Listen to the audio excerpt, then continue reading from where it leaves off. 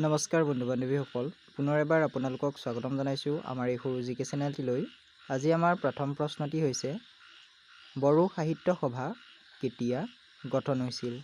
1952 চনত, 1950 চনত, 1954 চনত, 1956 চনত।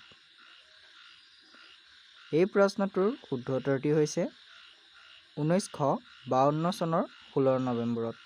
বড়ো সাহিত্য সভা গঠন হৈছিল 1952 চনৰ 16 নৱেম্বৰত। আমাৰ পিছৰ প্ৰশ্নটো হৈছে, বড়ো সাহিত্য সভাৰ প্ৰথমজন সভাপতিৰ নাম কি?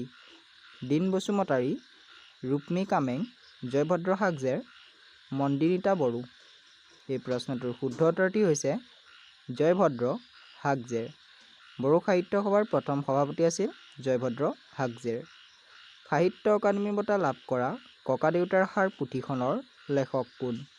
ৰজনীকান্ত বৰদলৈ, চৈয়দ আব্দুল মালিক, বীৰেন্দ্ৰ কুমাৰ ভট্টাচাৰ্য, নৱকান্ত বৰুৱা। এই প্ৰশ্নটোৰ শুদ্ধ উত্তৰটি হৈছে নৱকান্ত বৰুৱা। সাহিত্য অকাডেমি বঁটা লাভ কৰা ককাদেউতাৰ সাৰ পুথিখনৰ লেখক হৈছে নৱকান্ত বৰুৱা।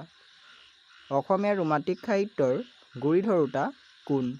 হেমচন্দ্ৰ বৰুৱা, গুণাভিৰাম বৰুৱা, চন্দ্ৰকুমাৰ আগৰৱালা, ৰঘুনাথ চৌধাৰী। এই প্ৰশ্নটোৰ শুদ্ধ উত্তৰটি হৈছে চন্দ্ৰকুমাৰ আগৰৱালা। অসমীয়া ৰোমান্টিক সাহিত্যৰ গুৰি ধৰোঁতা হৈছে চন্দ্ৰকুমাৰ আগৰৱালা। বৈষ্ণৱ যুগৰ শ্ৰেষ্ঠ কবি সাহিত্যিক কোন আছিল? মাধৱদেৱ, শংকৰদেৱ, অনন্ত কন্দলী, মাধৱ কন্দলী। এই প্ৰশ্নটোৰ শুদ্ধ উত্তৰটি হৈছে শংকৰদেৱ। বৈষ্ণৱ যুগৰ শ্ৰেষ্ঠ কবি সাহিত্যিক আছিল শংকৰদেৱ। পিছৰ প্ৰশ্ন, শ্ৰীমন্ত শংকৰদেৱ বিৰচিত প্ৰধান পুথিখনৰ নাম কি? কীৰ্তনঘোষা, নামঘোষা, গীতা, ভাগৱত। এই প্ৰশ্নটোৰ শুদ্ধ উত্তৰটি হৈছে কীৰ্তনঘোষা। শ্ৰীমন্ত শংকৰদেৱ বিৰচিত প্ৰধান পুথিখনৰ নাম হৈছে কীৰ্তনঘোষা। পিছৰ প্ৰশ্ন, সাহিত্য অকাডেমি বঁটা লাভ কৰা হীৰেণ ভট্টাচাৰ্যৰ কবিতা পুথিখনৰ নাম কি? সুগন্ধি পখিলা, মৃত্যুঞ্জয়, বনফুল, পাতালপুৰী।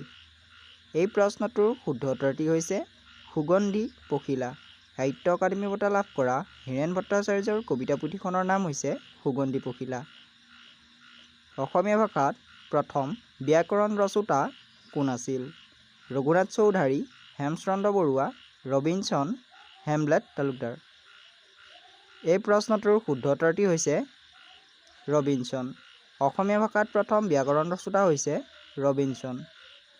পিছৰ প্ৰশ্ন, ইংৰাজৰ পৰা ছাৰ উপাধি লাভ কৰা প্ৰথম অসমীয়া কোন? Robinson, Robert Frost, Mohammed Rafi, Syed Saadulla. এই প্ৰশ্নটোৰ শুদ্ধ উত্তৰটি হৈছে ছাৰ চৈয়দ ছাদুল্লা।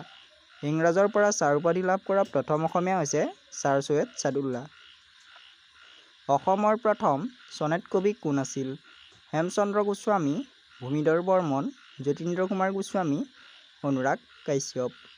এই প্ৰশ্নটোৰ শুদ্ধ উত্তৰটি হৈছে হেমচন্দ্ৰ গোস্বামী। অসমৰ প্ৰথম চনেট কবি আছিল হেমচন্দ্ৰ গোস্বামী। পিছৰ প্ৰশ্ন, প্ৰহ্লাদ চৰিত্ৰ পুথিখনৰ ৰচকজনৰ নাম কি?